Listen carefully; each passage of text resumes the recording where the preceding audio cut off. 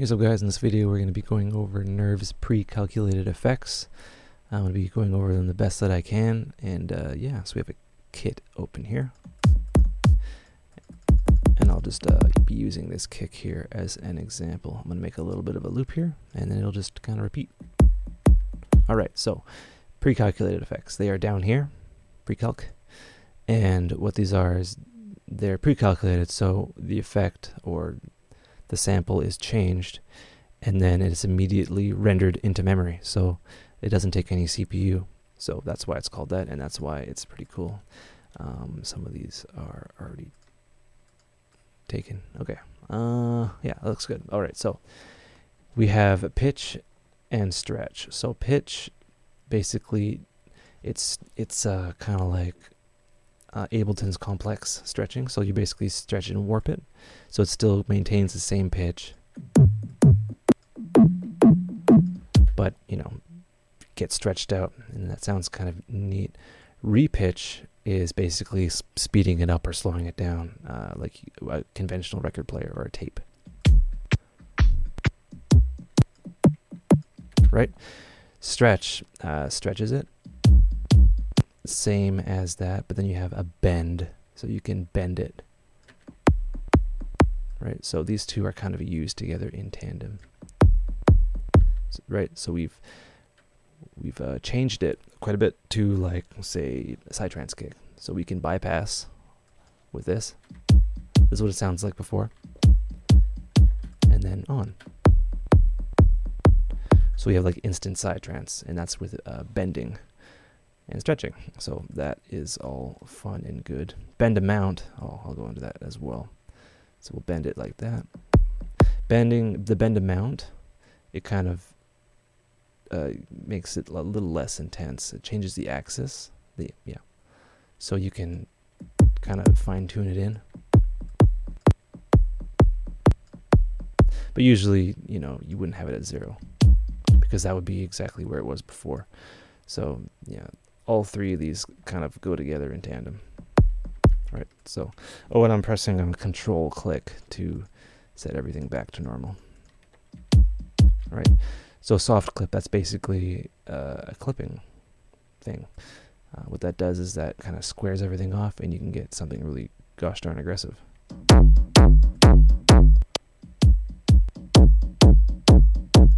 Right, ring mod, what that does is that's kind of, it modulates the amplitude, so you'll notice. So we have 1, 2, and then we'll see that 1, 2, 3, 4, right? So as you go up, it becomes more and more ring modulated. And that's basically just amplitude modulation, very, very fast. Bits is bit depth, so you have 32 all the way down to 1, which would be a state of either on or on. 2 bits would be either on or off.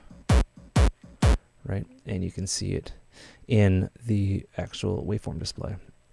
And I should also mention that you can adjust the attack and release by moving these guys around. You can mouse over and adjust the curve, which is pretty nice. So mini kind of compressor down here. You can adjust the attack, decay, hold, sustain, and release down here as well for each individual sample. These are per pad or per sample.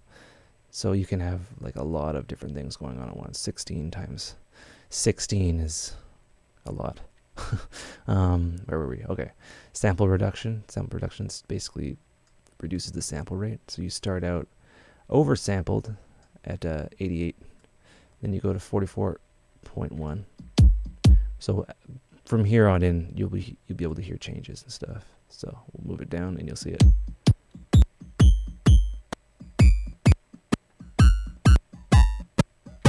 Right down to 689 samples per second. It just takes down the sample rate. Works differently on, you'll notice on high frequency content, it affects it more than low frequency content. That's just how it works. So yeah, so pulse width modulation, what this does is it kind of chops it in half. It is more, think of it as rectification, if you've heard me talk about that before.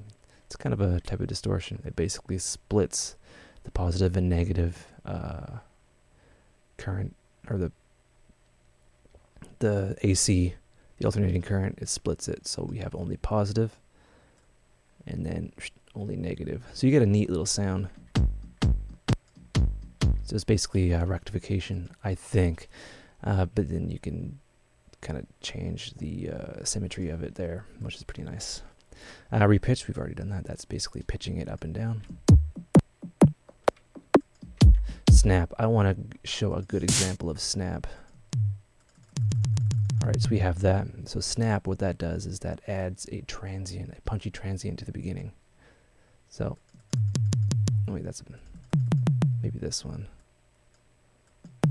Right, so that snap added that transient. Right, you can see. Right, so I'll solo that. And we'll slowly add the snap. We can even take the snap away to make it sound a bit more dull. Right, and that's a really nice way to go about it. And I'll unsolo that. Right, so this kick, we can make it even more snappy, and you'll see that it's being reflected there. Right, we can take this one and make it a little bit more dull. Right, or we can make it just really, really snappy. Right, spread. Where was that one? Alright, spread, it basically takes the mid side and splits it. So all the way to the right, you get the stereo field. And all the way to the left, you get mono. So you can load your samples, and if they're a little bit too wide, then you can use spread. Or you can make them more wide, and you can adjust the stereo image of that. Pretty neat. Alright, so I will solo this. Alright, so now we have these kind of oscillators. Now I'm going to try to explain how these work the best I can. What they do is they start in a center position: sine, saw, square, triangle, and sub in fuzz. No, we won't go into fuzz. So there's these, and what they do is they either change the it analyzes the fundamentals, and then it changes, say, okay, so this is a sine here, right? So we can make it like even more of a sine. Or we can take everything out that's not a sine. We have just the fundamental above it, right? So that's the transient of it. Or we can go 100% and take away everything else, right? So this is a way to kind of clean up your samples. That makes any sense. So triangle is a good example. So this kick right here is very sinusoidal, right? So it's like, you know, sine wave. We can kind of inject a triangle into that and make it into a triangle. You can see that. So now it's a triangle, right? The fundamental, the wavy squigglies of the sound are triangle. We can also change it into a square. We can round them off. This gets into like chiptune, right? So something like that, we can inject more sine into it and kind of get rid of the fundamental. Sometimes it works, sometimes it doesn't work that well. Maybe saw. Yeah, that's a bad example. Maybe we can do that and then that. No. Oh no. Alright, so there. Another thing we can do, let's say if we have this pitched up here. I'll solo that, stop that. We can add a sub. So what this does is that takes the fundamental, the sine wave, and then divides that by 2. So right, you'll see that we're splitting it in half, and then it turns into like this very low sine wave. So this is the sub. We can mix in between. So we can essentially make a sound more subby by giving it a low end, right? Right, and then we can add like a snap or whatever, right? So that's all well and good. So these 1, 2, 3, 4, 5 really do some interesting things. And yeah, it's very neat. What's this one? I'll try to give you another example. So what's that? That's something or other. We can take out the triangle effectively. We can take out the sine aspect of it. Take out the saw, so we can kind of take out the harmonics by adding harmonics. It's really, really odd how it works. Right. So as you can tell, we can really adjust the sounds and make them sound really interesting. I told you I was going to try to explain these best I can. So we have our last one here, which is fuzz, and this is kind of a distortion. It adds harmonics. So it's different than soft clip. In terms it adds harmonics, like a guitar pedal would. Same basic deal. Alright, so I'm gonna open this guy. Alright, so we have that. There's two more kind of pre-calculated effects. So each of these is loaded into RAM when you apply them, and they're automatically applied, so you don't need to worry. We have reverb here, and we have pre-delay, size, damp, low cut, high cut, wet. So we will go wet all the way over, and what that does is that kind of, you have to turn it on for starters. That adds a reverb to the sound, and it's not an effect. It's an effect, but it's a plate reverb that's just applied to the sample and then saved immediately. Right? Right, and you can have that pre or post EQ, which brings us to our EQ.